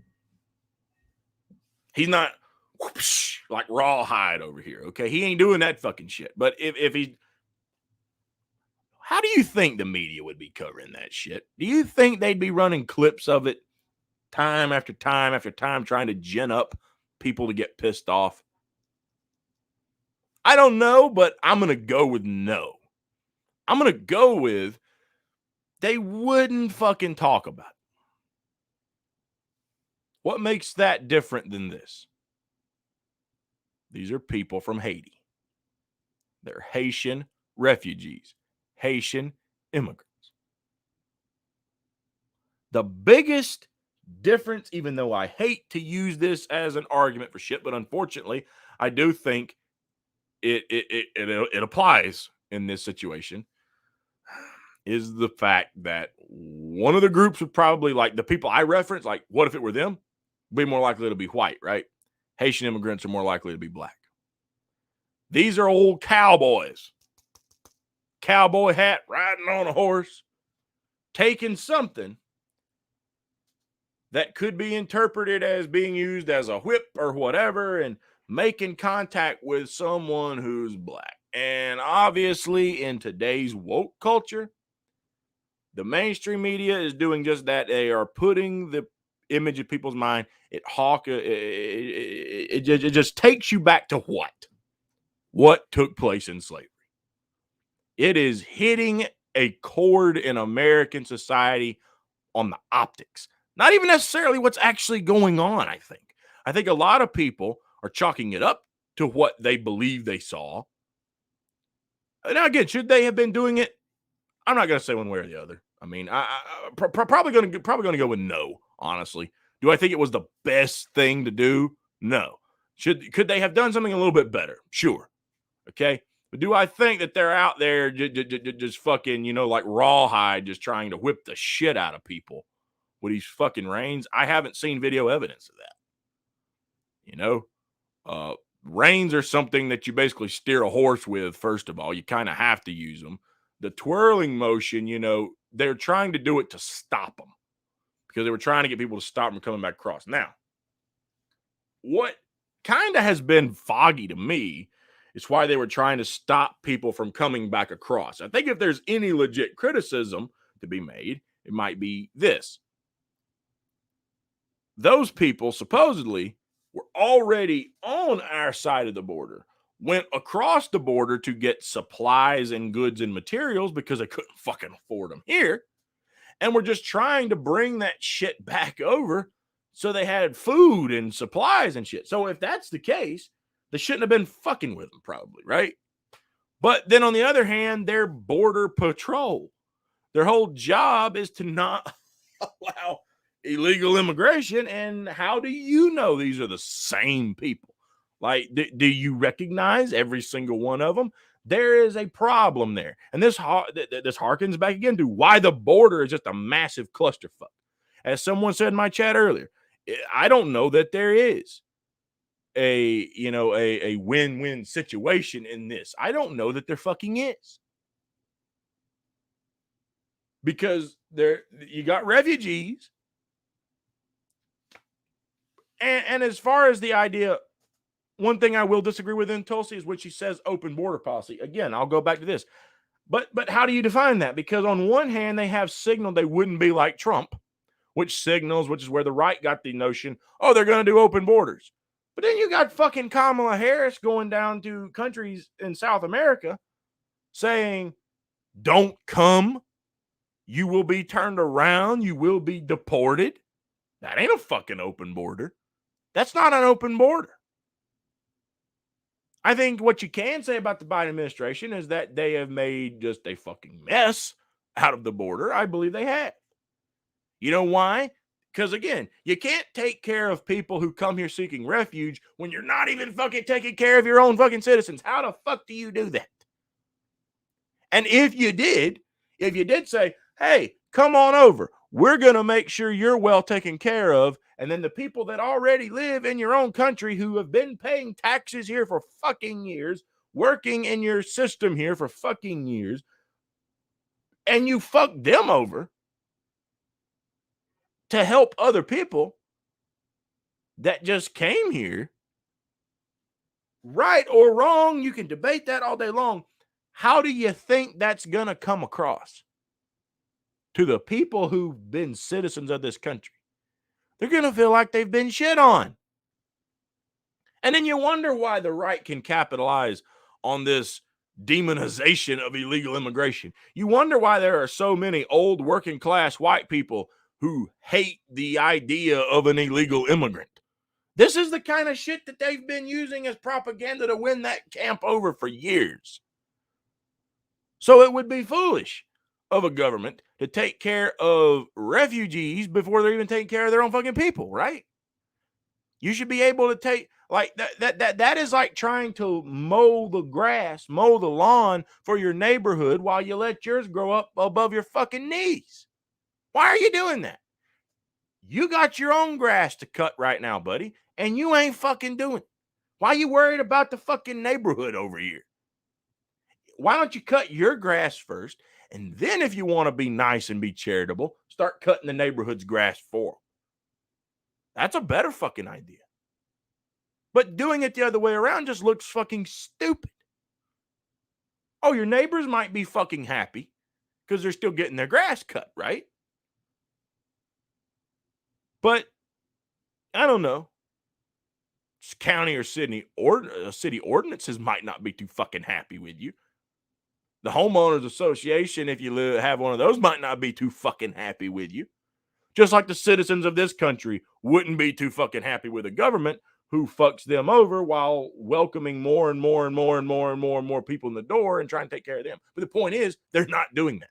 They can't take care of them because they're not already taking care of their own fucking people. So there's a bad problem there, right? Okay. Read some more of the comments that we've got through here. If Trump brought in horses with whips at the border, the mainstream media would scream louder, nonstop. Since Biden is doing it, no one cares.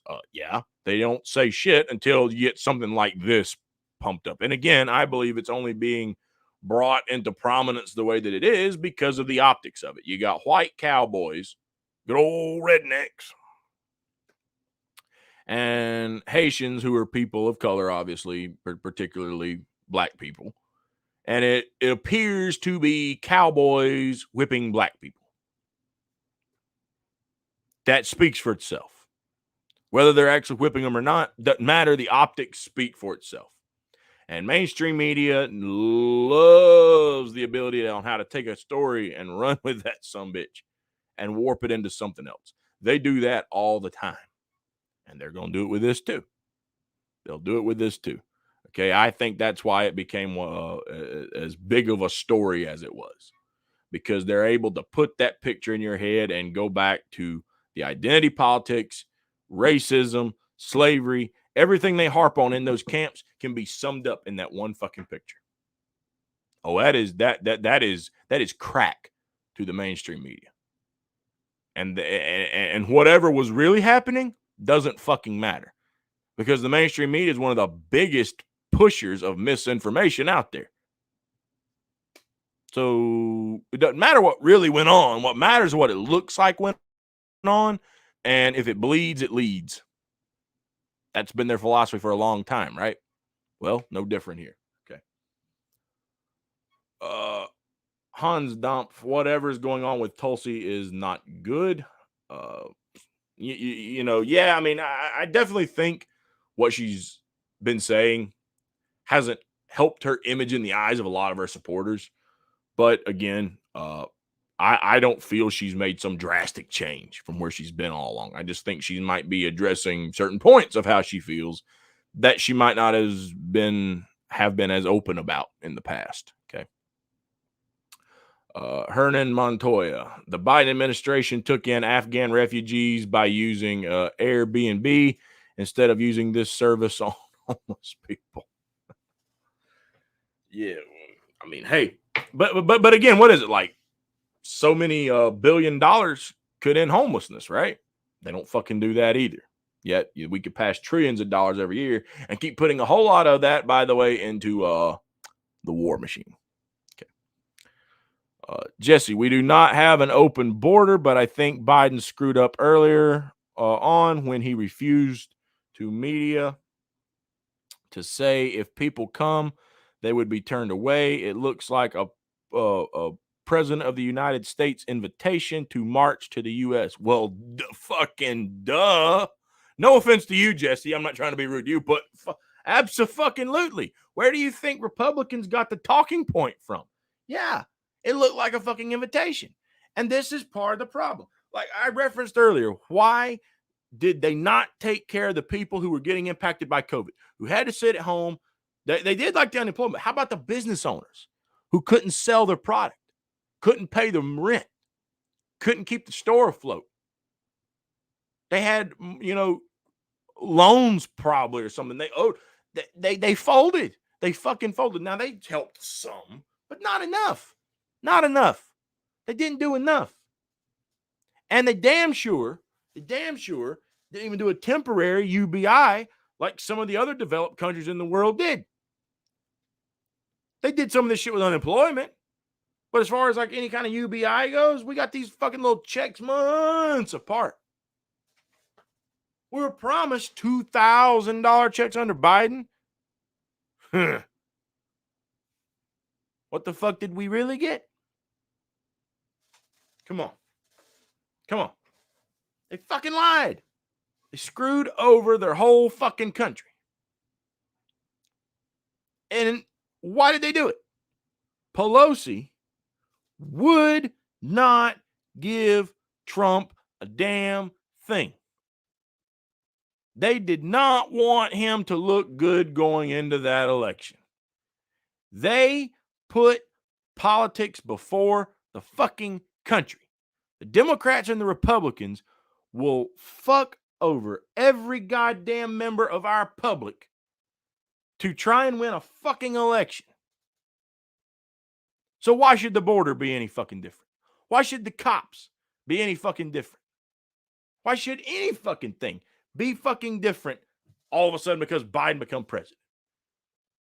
Any institution, they will throw you under our fucking judicial system. Whatever you think about Chauvin, whatever you think about what Chauvin did with George Floyd, you have your opinion. Everybody is welcome to it. Should the cop have put his knee on the back of Floyd's neck the way that he did? No, I don't agree with it. Okay. Do I think that there might have been some shit about fentanyl involved in that potentially? I've heard both sides of that argument. I'm not a doctor. I'm not going to make a definitive conclusion one way or the other. I know what I saw looked like erratic behavior on camera, but I'm not going to draw a definitive conclusion on that one way or the other. What I will say is that it doesn't matter because the fucking jury was tainted. Because you had elected officials saying, get out there and make more fucking noise. The same damn woman who said if you find Trump officials out in public to basically go up and harass the shit out of them is now out there saying, if we don't get the verdict we want, we're going to make you pay for it.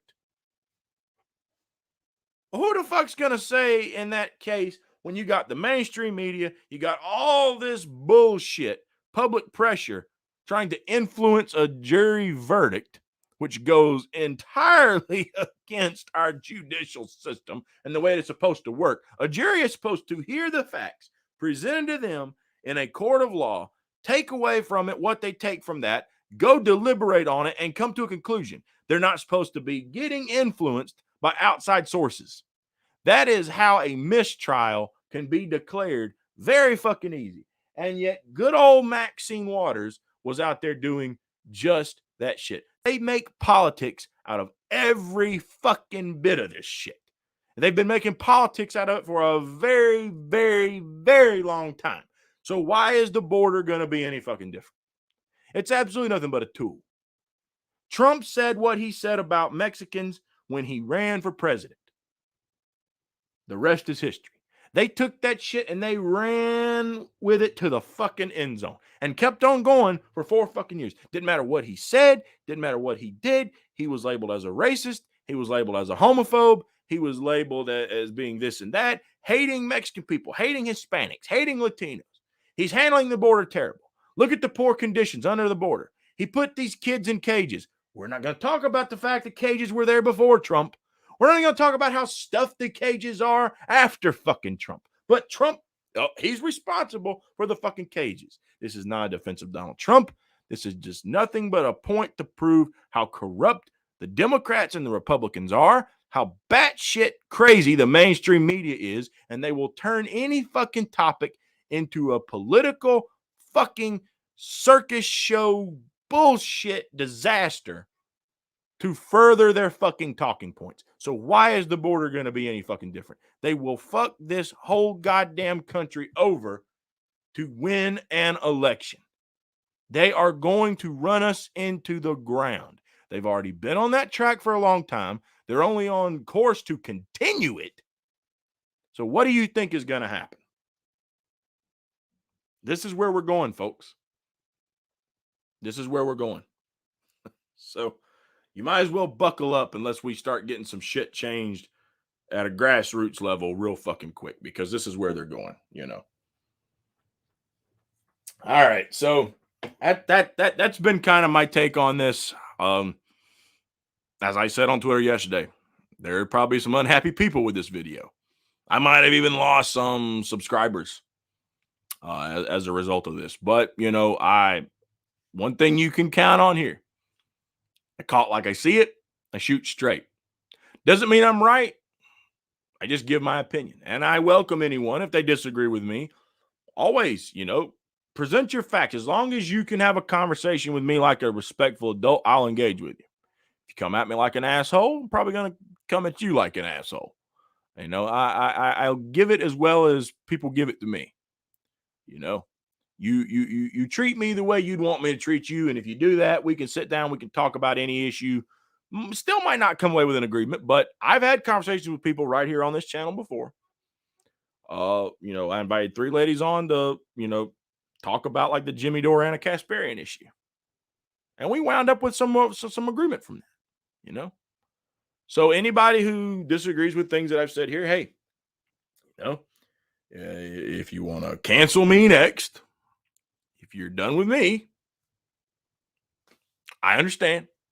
But if you have a disagreement and you want to drop a comment or whatever, hey, I mean, we could talk about it. Hell, if anybody disagrees with this and wants to come on the show at some time and talk about it, I'd be open to do that too, you know. I think conversation is something we've lost in society and we really need back. So, real quick, while I'm starting to wrap this up, if anybody else has anything they want to drop down in the chats or anything that they want to ask, start sending them in. I'll be checking through that one last time here before we start to wrap this video up.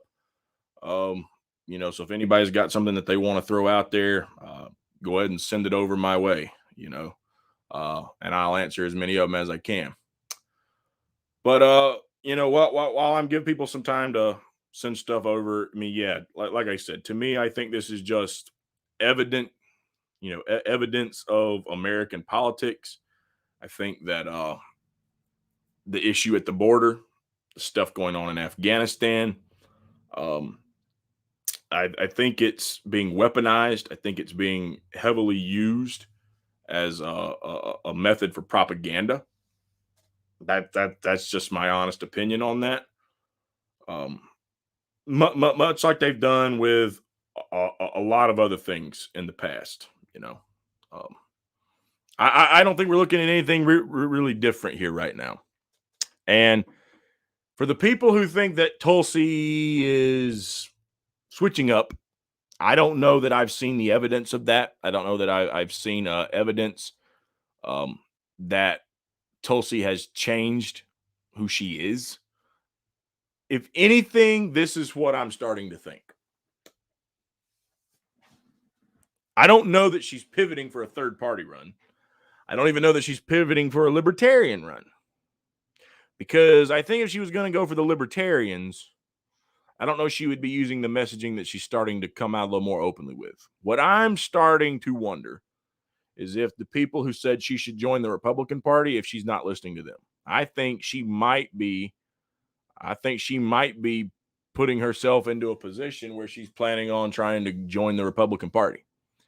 And she's now kind of taking certain elements of her beliefs and putting certain elements of how she feels maybe on the back burner a little bit. And maybe taking other elements that align more with the right wing and making them more prominent in what she talks about.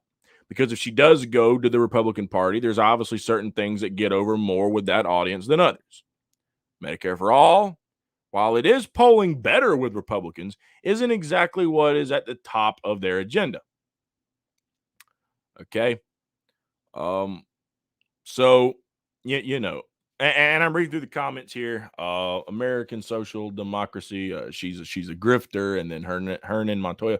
Tulsi Gabbard still a Democrat. Yes, she is still a Democrat at this time, but who knows what's going to happen in the next couple of years? The Democrat Party has pretty much just written her off at this point, right?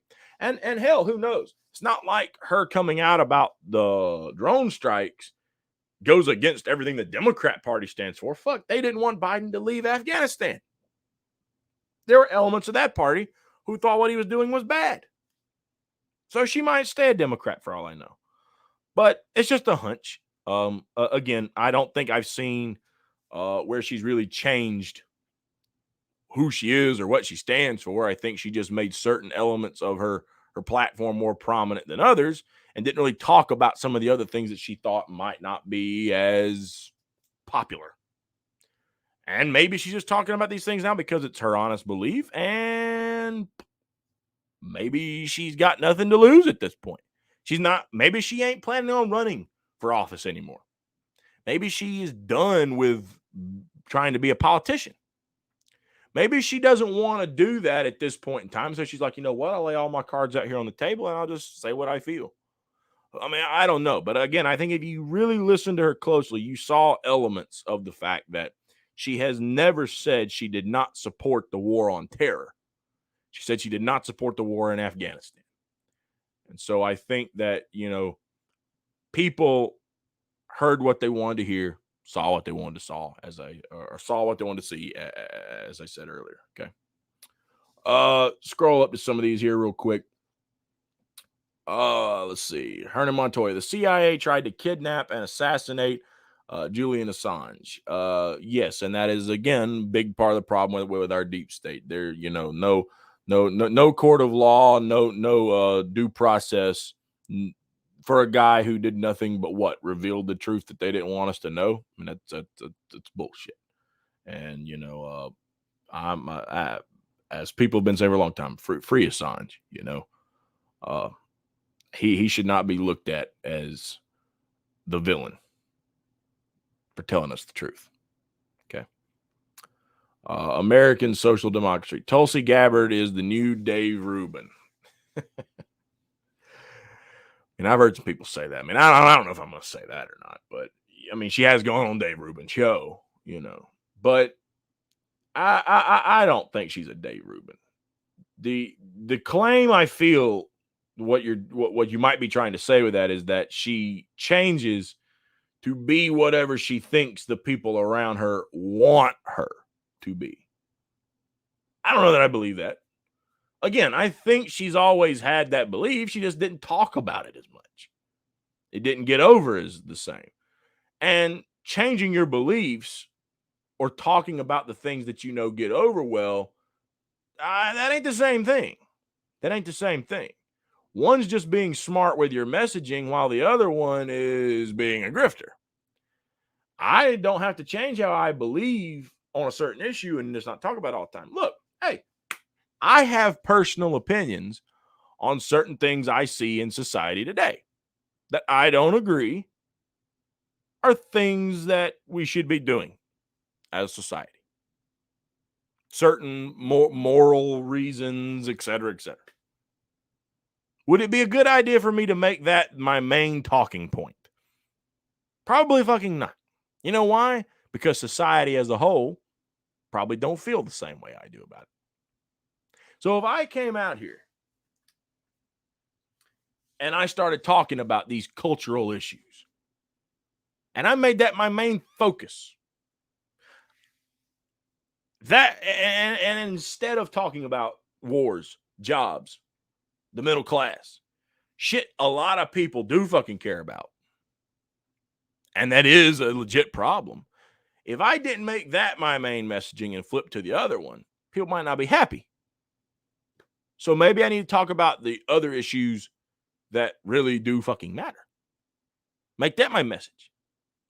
But if I'm not out here trying to run for office or, gain support, and you're just asking my opinion on some shit, and I'm just a normal fucking guy at this point or lady, I might just give you my honest opinion. I might talk about a lot of the stuff I didn't want to talk about too much in the past because, it would have been counterproductive to all the other things that I knew we did need as society that society agreed with me on. It's called shooting yourself in the ass. It's not much reason to fucking do it, right? Cutting your nose off to spite your face. Why are you going to go into stuff that you might hold as a personal belief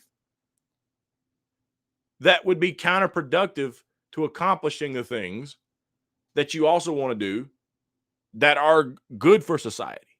One's just a belief you hold, and people might disagree with it. So why make that the priority?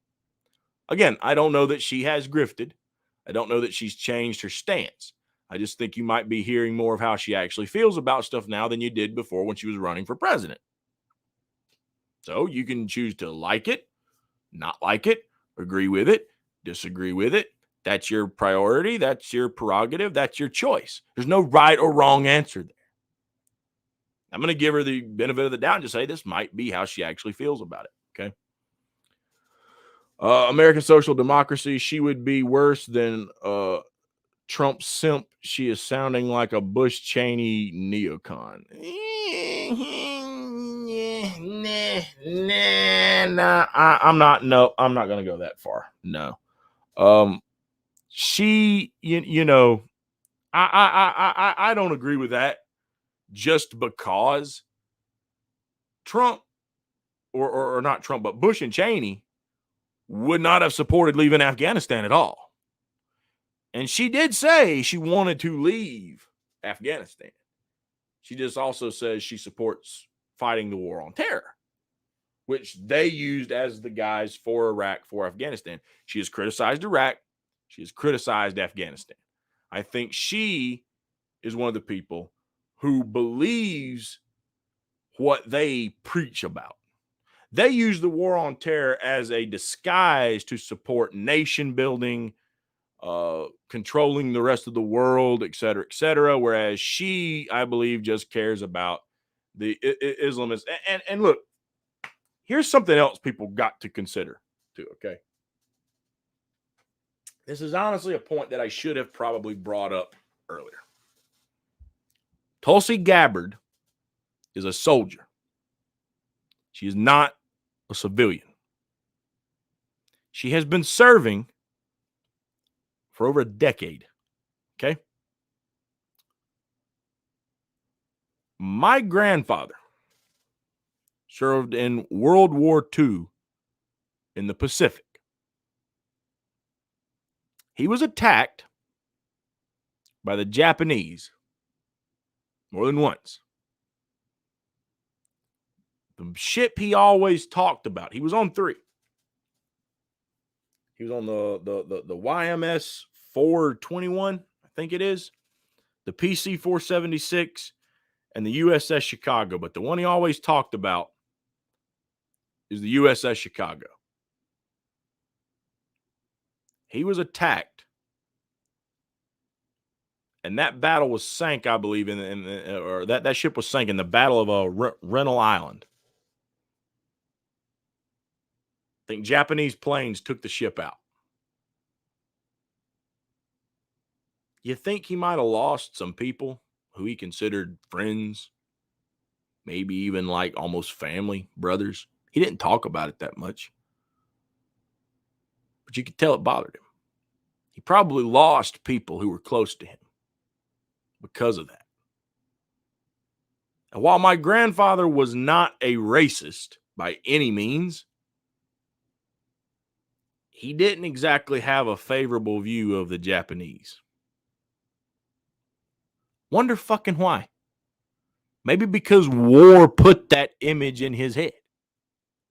You think Tulsi Gabbard might have a similar view? You think since she enlisted, while she's been on these tours, maybe not right in front of her very eyes, but she knows of people she has served with who went into combat and died as a result of a suicide bomber.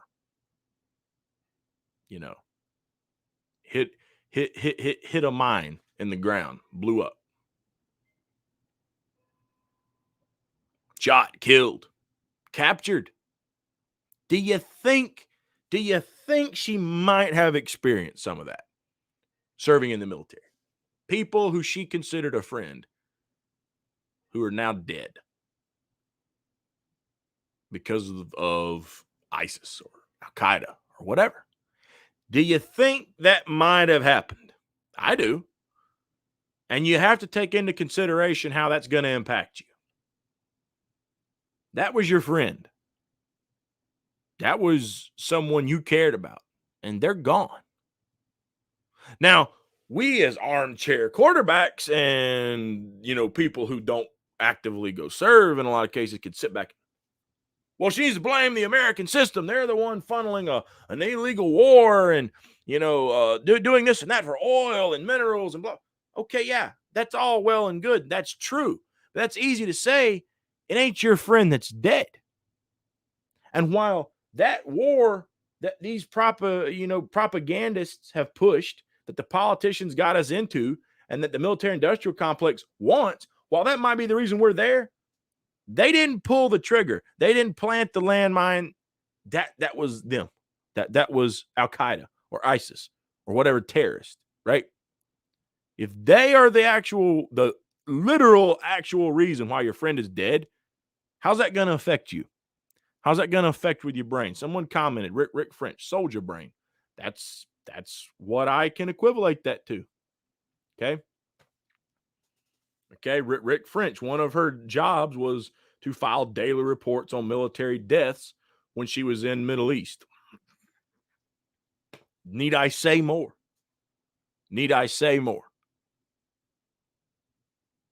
That is going to impact how you look at something.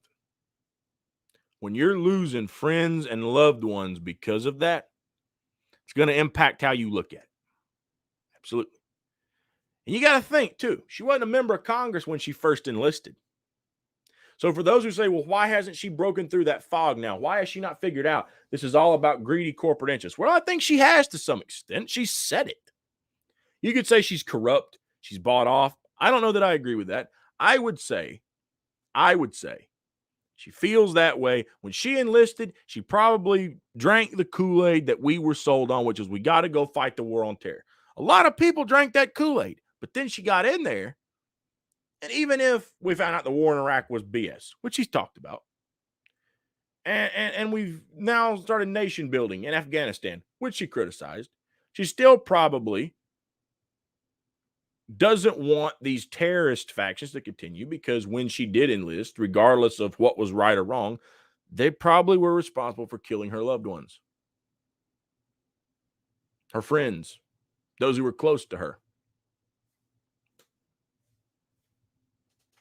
Well, how would you feel if that were you?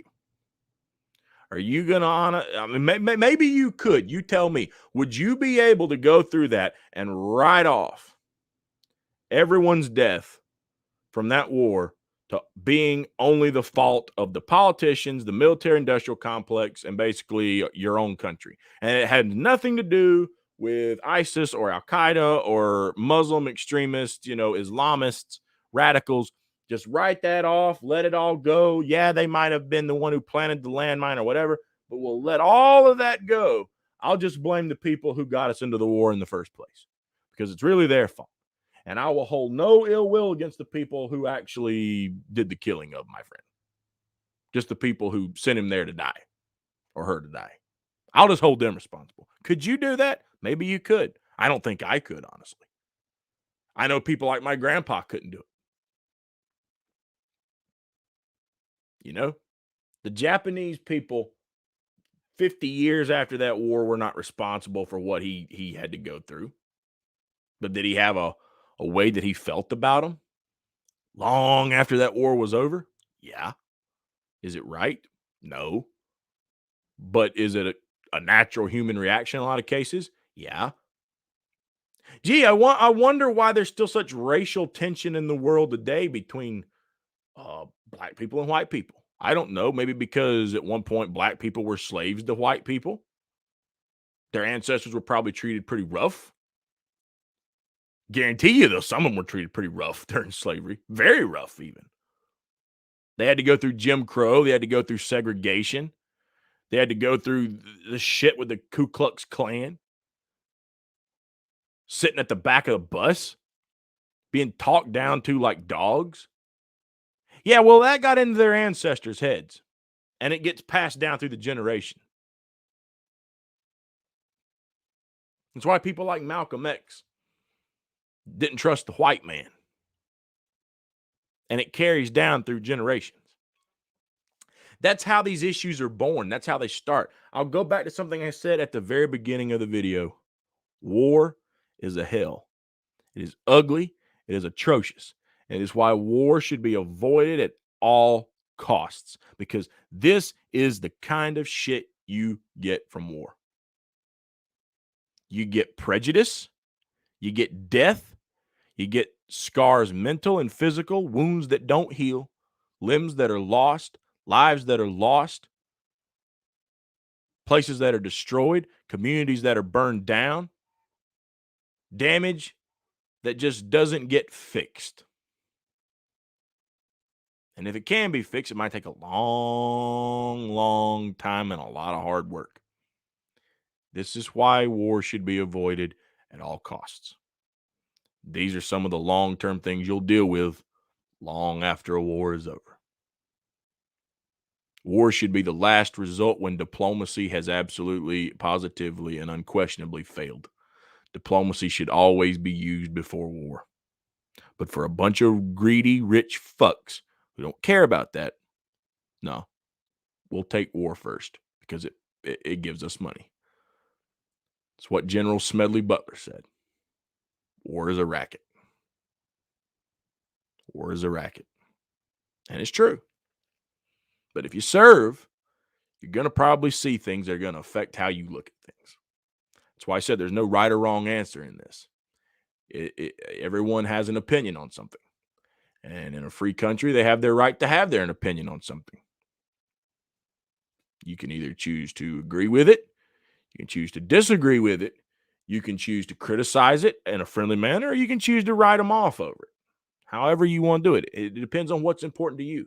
The same way Tulsi might look at this because of what she saw. Someone else could be an immigrant from one of those countries, a refugee even. Know what those drone strikes did to their innocent family members, and hear someone like Tulsi Gabbard say that and say, fuck you. How could you support that? My family's dead because of that. But meanwhile, Tulsi's going to say, my friends are dead because of those terrorists. Ain't no fucking win in that conversation. There's not a win-win situation anywhere to be had. Both sides lost casually. Again, that's why war has to be avoided at all costs. Period. So yeah, it looks like the chats have slowed down. It's been. I think that this was a, not to toot my own horn, but if I had to go in depth, I would say this is probably one of the more, you know energetic videos I've done in a while. But I think this is a conversation that I think needed to be had. I think it addresses a lot of issues that people have right now in terms of setting standards too high, and an issue with hero worship, and it addresses a lot of issues that we're going to be facing because of problems in years to come. But if you like this video, make sure you give it a thumbs up. If you've got any comments after this, make sure you drop them down in the comment box below. If you agree or disagree, like I said earlier, if you disagree, we can have a friendly conversation. Even if you want to come on and talk about it, debate about it, let me know. We might be able to set something up. This video will be going over on Rockfin later on. Didn't get to live stream it over there, but it will be going over on to Rockfin. And remember to subscribe to the TFP network. I will be editing the description box below after this goes up onto YouTube, and get the link down in the description box below. The Forbidden Pack Network right now, consisting of myself, the Radical Independent David Spurrier, Stacy for Truth, and Coffee and Nuance with Tom Coffee. And we hope to see you over there. Take care, everyone.